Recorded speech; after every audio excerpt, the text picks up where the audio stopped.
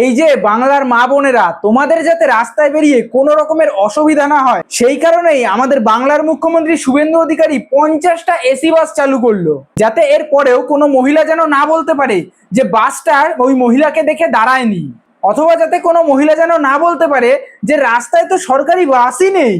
তো এত কিছুর পরেও যারা যারা অন্নপূর্ণা যোজনার টাকা পাচ্ছে না তারা গিয়ে কি বলবে যে মুখ্যমন্ত্রী শুভেন্দু অধিকারী ভালো না, সে সবার দিক দেখছে না, সে শুধুমাত্র দেখছে বড় লোকদের দিক, সে শুধুমাত্র দেখছে যাদের কাছে টাকা আছে তাদের দিক। কিন্তু মানুষ এখনো এটাই বুঝতে পারছে না যে যাদেরকে অন্নপূর্ণা যোজনার টাকা দিচ্ছে না, অর্থাৎ যারা প্রাপ্য নয়, তাদের সেই সমস্ত টাকাগুলো দিয়েই আমাদের মুখ্যমন্ত্রী শুভেন্দু অধিকারী এই রাজ্যের কাজে লাগাচ্ছে।